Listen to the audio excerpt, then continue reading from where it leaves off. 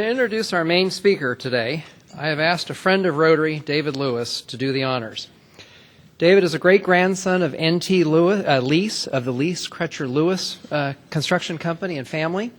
Today, he's president and CEO of First Washington Corporation, a role he assumed in 2003. Established in 1937, First Washington Corporation is the oldest investment firm in Washington State. He began his career with Merrill Lynch in New York. From there, he went to Foster & Marshall. That became part of Shearson. He then was at Reagan McKenzie, where he was co-chief operating officer and manager of the equity capital group there. Since then, of course, he moved on to First Washington. He also, parenthetically, is Mark Davis's boss, just so we're clear about that. So why ask my old friend Dave Lewis to do the introduction? It's quite simple. Dave played football at Princeton and has become a 40-year friend with our main speaker. Please welcome Dave Lewis.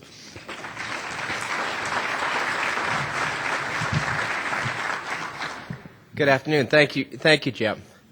It's truly an honor today to introduce David Behring to you. By having 4 brothers and also having 5 sons, the smell of fall in the air evokes many wonderful football memories. Dave Behring and I met on the football field at Princeton our freshman year, a long time ago. Time certainly flies. We enjoyed playing together as teammates for 4 years, both in football and in rugby. David and I became reunited in Seattle in 1988 when his father, Ken Behring, purchased the Seattle Seahawks. David served as president of the Seahawks until they were sold to their current ownership in 1997. An addendum to the minutes today, there is another active Rotarian that's visiting today, and that's David. He has served as president of the Danville, California Rotary Club, and he's also served as a district governor. He's correct? Assistant district governor. He's been a guest speaker here in Washington to a number of local Rotary clubs. However, this is David's first time visiting the largest Rotary club in the world. I would like to tell you what the Behrings have been doing since they left Seattle. They have directed their lives, their passions, and their fortune to a number of tremendously significant philanthropic endeavors. Among them, our nation's museum, the Smithsonian. The Behring family is the largest private benefactor to the Smithsonian. However, there's one project that deserves our special... Very good. However, there's one project that deserves our special attention today, the Wheelchair Foundation. Dave's father, Ken Behring, while visiting Romania in 1999, presented a wheelchair to a disabled elderly man who'd suffered a stroke. From this one meeting, Ken gained a singular vision that providing the very basic need of mobility to those who could not get it by themselves provided life-altering benefits.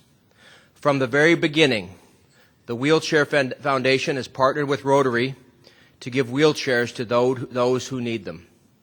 In a very Rotarian, hands-on way, they lift the people into their new wheelchairs. This act not only gives freedom and power to those who are not mobile, but it dramatically alters the lives of the many people who support these folks. Under David Behring's leadership as president of the Wheelchair Foundation, with Rotary standing at their side, in its first decade, the Wheelchair Foundation has given away over 880,000 wheelchairs.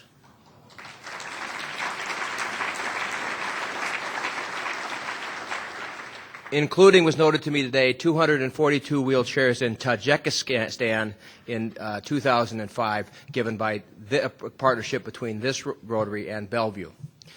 This effort is all about doing it right. It is smart, efficient, cost-effective, empowering, leveraged, and puts a direct connection between the giver and the recipient, face to face. I thought it would be great if David could tell you this story in his own words. Please join me in welcoming Dave Behring.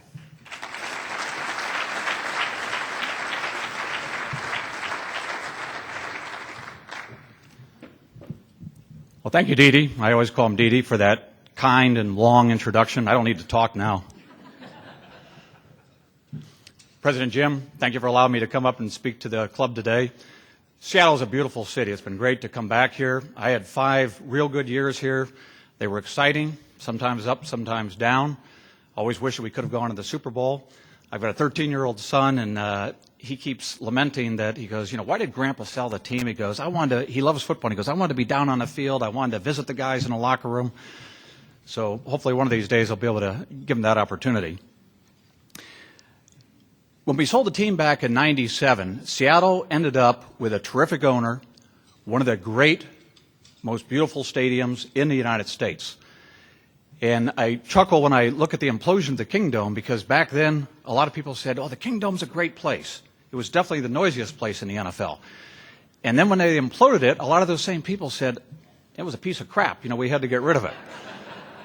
So as you go through life, certain things happen, and Seattle ended up having a great benefit.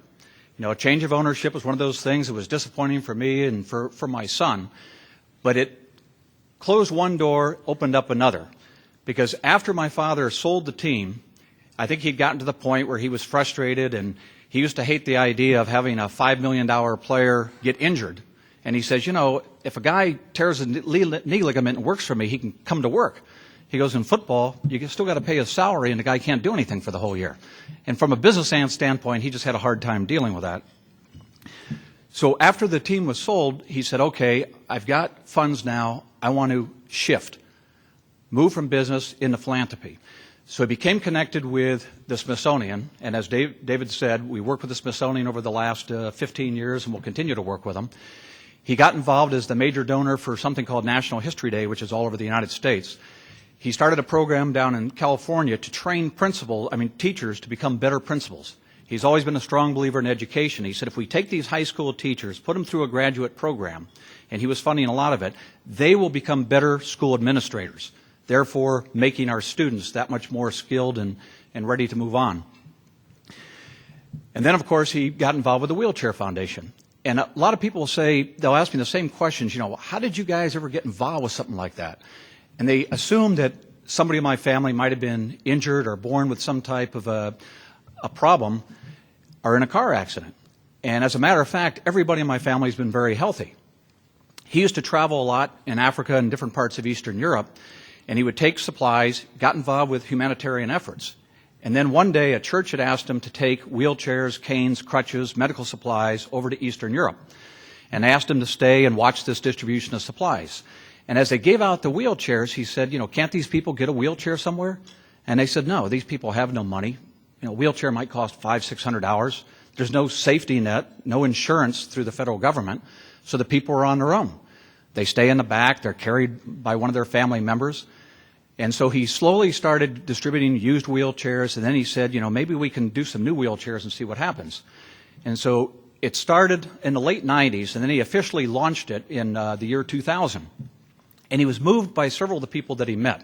An old man in Romania came out, they gave him a wheelchair, and he started crying. And he told through the translator, all I ever wanted to do was go outside and smoke and sit with my friends. And I always had to be carried. Now I can move on my own. He goes, I'm dignity. I'm a man now. I don't have to sit in the back by myself. And then he met a little girl with polio over in Vietnam. And when she learned how to propel herself, she got very excited. He gave her a little lollipop.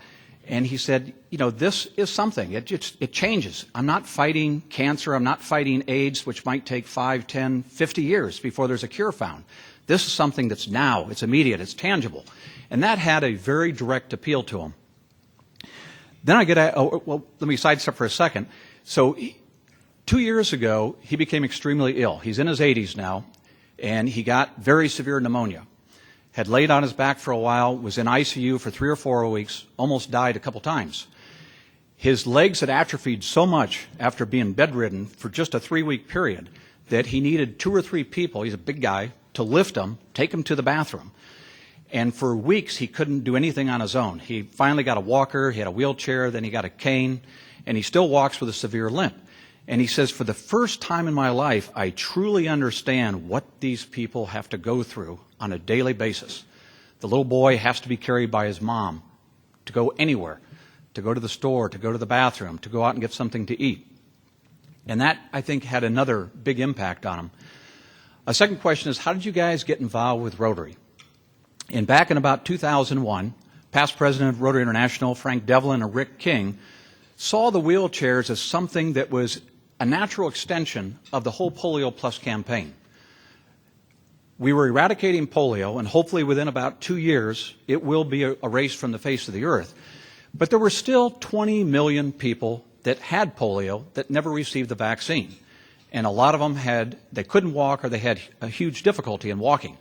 And they said, this is something where we see there's a need, and the wheelchairs can provide help for those people that never had the opportunity for the vaccine. So we started working at that time. They threw their support behind it, and as Dee Dee mentioned, we've done about 250,000 wheelchairs with Rotarians from around the world. And I love working with Rotarians. Every country I go to, whether it's Latin America, Africa, or Asia, I try to hook up with the Rotarians, talk to them, and go and visit their projects.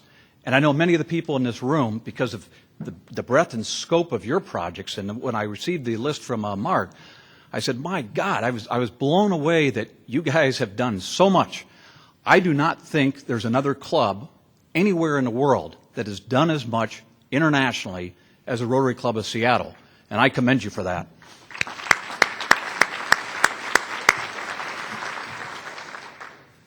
So the Rotarians would work with us, and when Rotarians from the U.S. travel, they get together and they look at projects. And what you find is one project leads to another. If you do a water or a malaria project, all of a sudden you'll be interacting with somebody in Zambia. And those Rotary clubs will say, well, Rotary Club of Seattle, I got some other projects over here do you want to look at? And we've always found I got a much smaller club. I only got 45 members in my club. But we'll find that all of a sudden we're doing 5 or 10 or 15 projects of a variety. And you build this international friendship. And I consider Rotarians and what we do in the Wheelchair Foundation to be ambassadorial. We're non-governmental. We're going over there strictly to help the people. No strings attached. We're not dangling something like the U.S. government that if you don't do it our way, we're going to cut off your funds. We do it from the kindness of our heart to try and make lives better for people abroad. And I think if anybody in this room has never done an international service project, you really have to. I don't think you're a complete Rotarian till you've gone abroad, spent time with Rotarians from a different country, worked on their projects, helped them financially, and then with your personal donation of time. And if you can take your kids or interactors, that makes a huge difference. Every time I've traveled with somebody who's got a 14, 15-year-old son, they'll say, David, that was the best thing in the world I could have done for my daughter. She came back a different person. She grows up in an area of great affluence. She doesn't see any of this in her community. And suddenly she's down in a poor part of Mexico or Peru, and she comes across children and she watches Rotarians doing things. And I think this is the way to build the future Rotarians for our country, is by exposing them to great community service. Another question is, how do you identify the people? We've got a fairly small organization, so we've got to rely on the NGOs, the disabled organizations that are within these countries, health groups, government groups. They'll find the people, and believe me, there's a lot. People ask, how many people are there in the world that are physically disabled that might need a wheelchair? The simple answer is nobody knows. These people don't get counted. The governments don't have resources to go out into the small villages and towns and identify everybody that has a neuromuscular disease or suffering from a car accident, they've been paralyzed. So you try and do the best you can. The governments often don't want to talk about the numbers. We've had some countries really downplay it. We don't want to be known that our country is full of disabled people. We had sent something to North Korea years ago, and the government response was, there are no disabled people in North Korea. Mass starvation, hundreds of thousands of deaths each year from different things, but no disability. So you're trying to deal with a lot of third world countries where it's very difficult to go in there and count the number of people. So originally the World Health Organization said, well, we think there's about 25 million people. And we went out, and within about 2 years, all of our people were saying, there's a hell of a lot more than 25 million people. Everywhere we go, if we give out 100 wheelchairs, 500 people suddenly contact the local government saying, hey, we know people that need wheelchairs. And so over the years, we've put the estimate at well over 100 million. And if you take a look, the number that a lot of people use is 3% of the population. Okay, we got China with 1.3 billion people. India, 1.1 billion people. And then you look at, 6.5, 7 billion people around the world, and those numbers skyrocket. And I try to get people to visualize some of the things that we encounter as we go into these countries. And there's a commercial I saw probably a month ago about clean water. And it captivated me. I don't know if anybody here has seen it, where you see a family, middle-class family, they're out there with jugs of water in a river, and they're passing it from one person to another, dirty water. It goes up to the house. They hand it to the mother. The mother has a son and a daughter in the kitchen, nice middle-class house. She picks up this jug of brown, dirty, contaminated water, and she pours it into these two glasses, and then the kids are sitting there staring at this water. And I think it said 1.1 billion people in the world do not have clean water to drink. And with wheelchairs, we'll go to places where you'll see crawlers. Try and visualize your children or your parents or your grandparents. People will crawl for 3 hours on their hands and knees to the point where they're just bloody. And then they wait in the hot sun for 4 hours before there's a distribution that's set up. At the end, the mothers take their kids. They take the boxes. They take the plastic wrap that the wheelchairs are in. Every single piece is used. And at first we'd shake our heads. These people are that poor that they have to take boxes and they put them into their roofs. They reuse all the plastic. These people have literally nothing. The hospitals are often in deplorable condition. 2, 3 people to a bed, unsanitary. Malaria is rampant in a lot of those areas. Then we went to China, and they lined up 1,000 people that were left over from a huge earthquake in 1976, one of the most devastating earthquakes in history. These people had not been able to move for 25 years. So we went in there, and we gave out, it was the largest distribution ever, 1,000 in one day. And you're trying to imagine, for 25 years, your mom, your dad, your grandparents were not able to go from point A to point B on their own. Guatemala, picture a little 6-year-old girl, your daughter. Truck comes off the road, slams into a family, kills the mom, kills 2 of the siblings. The little girl is thrown 50 feet, paralyzed from the waist down. She's in the presidential palace. So here's the first lady, beautiful, ornate palace. She's out in the middle of 200 people, and she had never seen a wheelchair before. She gets in it. She's in her best clothes, and she doesn't know what to do, and somebody tells her how to push the wheels. Suddenly, she starts moving across, and she just breaks into the most angelic smile possible. And she starts to squeal as she's moving back and forth. And here's a little girl, terrible tragedy, had never been able to move on her own. And all of a sudden, it changed. And as we come across things like elephantitis, diabetes, we see a lot of amputations from people that in the Caribbean and Latin American countries. Terrible high rate of diabetes. And then it gets to a point, gangrene, everything sets in, they have to have the legs amputated. Landmines is one of the worst. And I've been in Laos, Cambodia, Vietnam, Peru, Colombia. I've seen firsthand a lot of landmine victims. We don't think about landmines in the United States. We've never had a war here since the Civil War. Imagine a country where the farms where the kids play are full of landmines. Many of the landmines have never been marked. They're plastic. They're very hard to detect and remove. It's an expensive deal. They said, I think it's $1 to plant a landmine, $1,000 to remove it.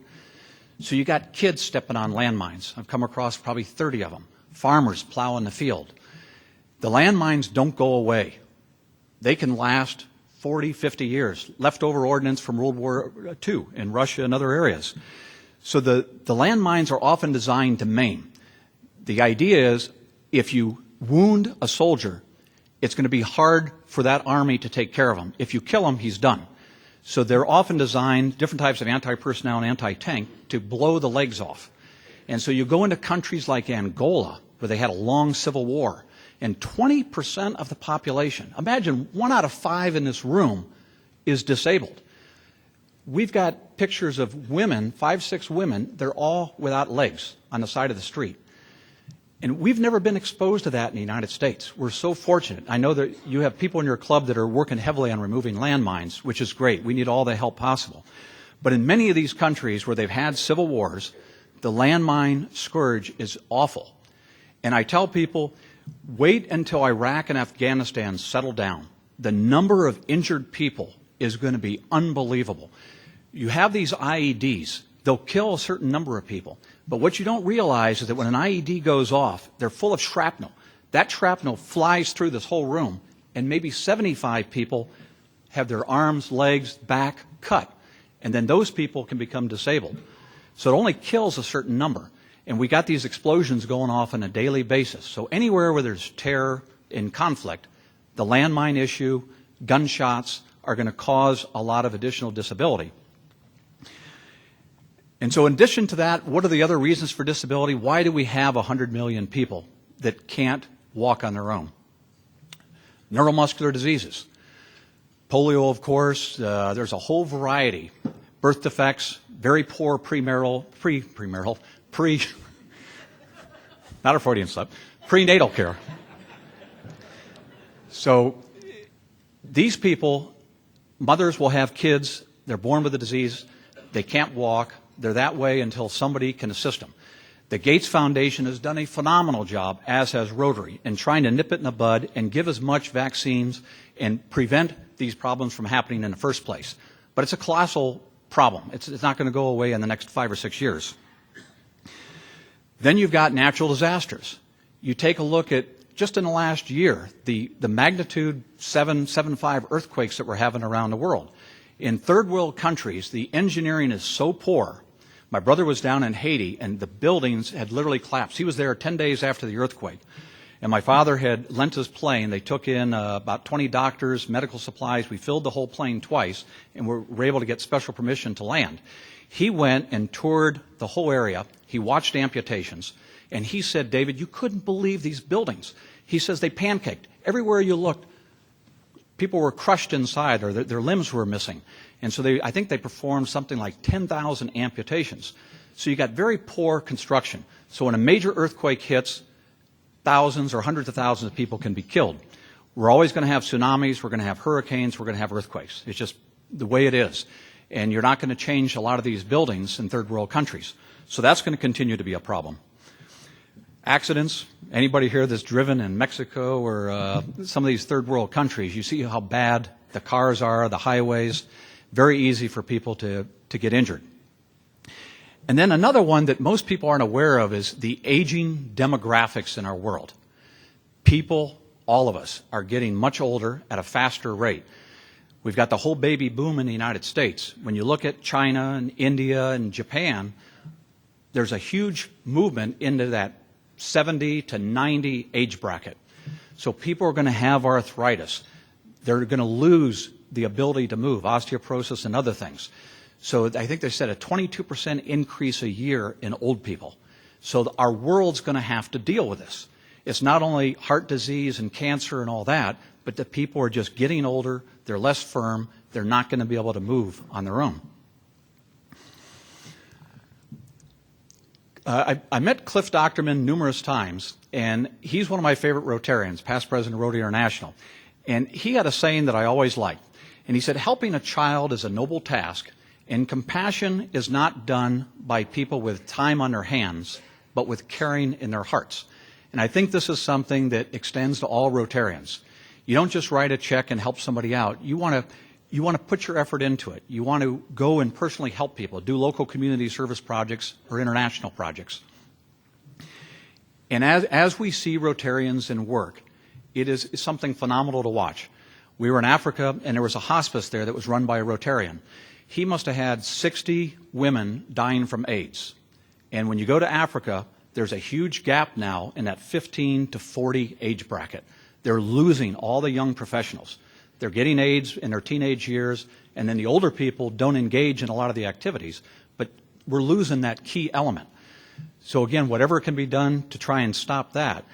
But this man devoted his whole life to helping these people. And they went there, and he said to me, these people come into the world with dignity. I want them to leave with dignity. He knew they were going to die. Most of them didn't live more than 6 months. But he tried to make these conditions as nice as possible, give them good food, clean, healthy, sanitary conditions, and give them the love and companionship that they need in their last days. And that Rotarian just truly moved me, because he did it just out of the kindness of his heart.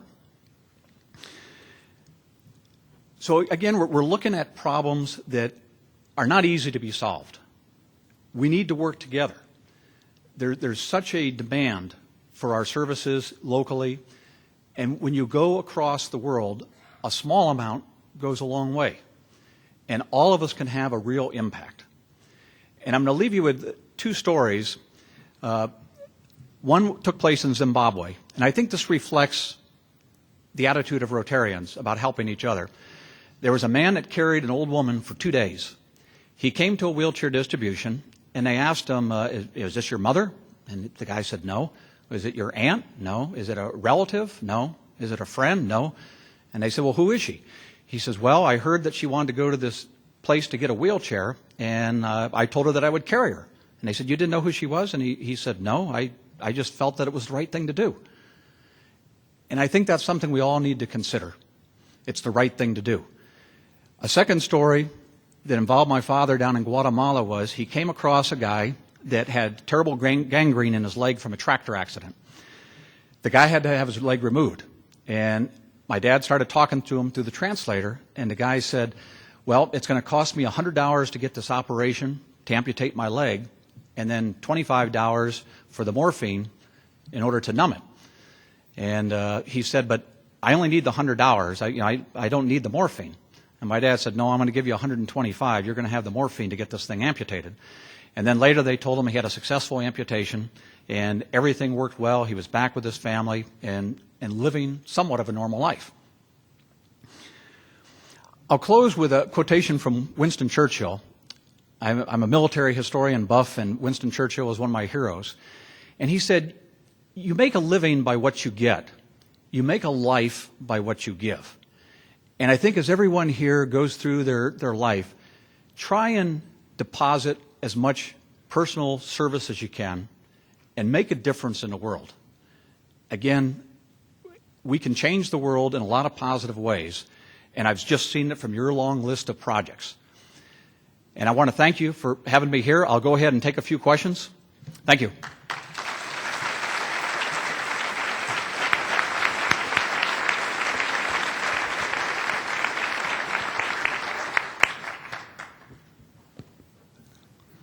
I can answer football questions, too, even though they were 15 years ago. Dave, you have a question. You want to know here? about Al Davis? Very strange man that always threw a little white. He was afraid to touch anybody's hands. He had to use puree. This was 15 years ago after he touched them. And then he had a seat. And I sat in a seat one time, and I was told to get out or he'd be extremely upset. From the introduction, I think they said 800,000 wheelchairs have been given away. 890,000. 890. Say 900,000. At $500 a wheelchair, that's $450 million. I guess first question, is that number somewhat accurate? And second is, what's your funding sources for the $450 million? Well, the $500 was just based on buying a new wheelchair in a third world country. We had a long program where we just had $75. We started with $150, then we went to $75, and then due to some cutbacks in funding, we had to return to $150. So going by 500, that's what you might call like a fair market value. But the 900,000 has been in 153 countries. It's $150. And we work with, we've had government funding. We've worked with all types of religious, we work with pretty much anybody that's interested in helping others. We've had governments from other countries step in, disabled societies, Rotarians from around the world. A lot of Rotarians love to partner. We get many people in Mexico that will put up half the funds, and they want to partner with clubs in the United States. And that's the great thing about Rotary and matching grants, because you can combine funds and make it much more economical. So we've had a variety. We've had private individuals. We've worked with very wealthy people in Mexico that want to help, in other countries. What have you had to do to adapt the technology to local conditions, especially in third world countries? That's a question we do get asked, and we've got two types of basic wheelchairs. One is a regular hard tire, which can't be deflated. The second one is a mountain bike tire, which does run the risk of getting flats. We do a lot of those in third world countries where you got rough terrain. We don't work with specialized wheelchairs. We don't work with motorized wheelchairs. Specialized wheelchairs can often be $1,000 to $4,000. And our idea was the need is so huge. When we started in 2000, there were approximately 5,000 wheelchairs a year given away. And you heard the number that we think there's 100 million that need them. So my father's attitude was, we can do this on a big scale and make it much more efficient. So today there's probably 125 to 150,000 wheelchairs being given away around the world. So the idea was to do this on a large scale, which had never been done before. It used to be very small organizations. Often they built wheelchairs within a country, which is great, but it's not the very cost-efficient method of doing it. You can often only give away 300 or 400 wheelchairs a year, and they were sold. They weren't given away. Most of them were sold. So it was a process where very few people were actually being given the opportunity to get a wheelchair. When you go to Cambodia, not that many people have sufficient income. And generally with wheelchairs, you're dealing with the poorest elements in society. The more wealthy people can afford to have a very luxurious wheelchair. They might have some form of insurance, but the poor people don't. And that's what we were trying to address, was there was this huge glaring need. So we wanted a basic mobility device that we could give people. And so we never say that our wheelchair is the most expensive, it's the most extravagant, it's the most deluxe made. It's not. It's a wheelchair that's made for basic use. A lot of times we will give them to hospitals, we'll give them to disability centers, senior centers. We've gone to senior centers where there's 60, 70 people with 2 wheelchairs, and these people are 80 years old. So the people take turns using a wheelchair. And very often we'll drop off 15, 20 wheelchairs at one of these senior centers for the people to use. So local conditions are important. You always want to use local products, but it becomes very difficult in places like Africa. They don't have skilled labor to build the wheelchairs. They don't have the materials. It can be a difficult, expensive process, and you don't get a uniform build. So we decided that we were going to manufacture them through factories. And so we've gone to different parts of the world to manufacture them. And I know a lot of organizations are trying to do local projects, but they do end up becoming very expensive, and you can only produce a limited number. Ideally, that would be a great way to go, but it's not efficient. Sorry, it's a long-winded answer to your question. Dave, we have a question here from Craig. Dave, hey, thanks for your wonderful work. Is there any program for maintenance of the wheelchairs or parts for them? Because obviously you give them the wheelchair and then after a while they wear out. Is there any program for that or any thought there? We ship several boxes of spare parts and wheels in every container. And then again, because we're a relatively small staff, we defer to the organization within the country that we're partnering with. And most of the wheelchairs can be repaired fairly easily in the small villages and towns. Flats are often an issue, and that's one reason why the mountain bike tires can present problems when you get a disabled person that constantly is getting flats. But we rely on the local people to help out. We don't have boots on the ground. It's too expensive. It's not something that we can afford to do. So again, when we work with the local organization, they're the ones that we usually monitor. They'll help repair the wheelchairs. There's a lot of places within cities where that can get done. And again, ideally, if it was a perfect world, we would have thousands of people all over the world that were doing all this. But it's one of those things where we're trying to decide where's the most efficient place to put the money. And I think the efforts are important for all the organizations, just like in fighting polio. Rotary can't do it alone. We need the Gates and we need World Health Organization. It's a huge, huge problem. So it'd be good if there's 50 organizations that are all focusing on it. And every one is somewhat different in how they try and approach the solution. And it's a difficult solution because there are so many people that need it. We have a question from Don. Thank you for your generosity. First, do wheelchairs provide a specific solution to the issue? Do you coordinate with those not-for-profits that provide prosthetics, legs, et cetera, for the same type of problem? Because it's a different mobility, obviously. Many of the disability centers that we engage with do have prosthetic centers too. We don't provide prosthetics. We looked at it at one point, but it is very specialized. And again, you can be all things to all people, but we decided to make it a narrow focus where we thought it could be the most efficient. And prosthetics, because of the landmine issue and diabetes, are very important. And I know there's a huge increase in the number of prosthetics that are being provided. They're becoming better prosthetics at a cheaper price. And as we go into countries, we'll talk to the people, but we do not sell prosthetics. We don't make them. So it's one of those things where we'll be right alongside a group that might be working on prosthetics.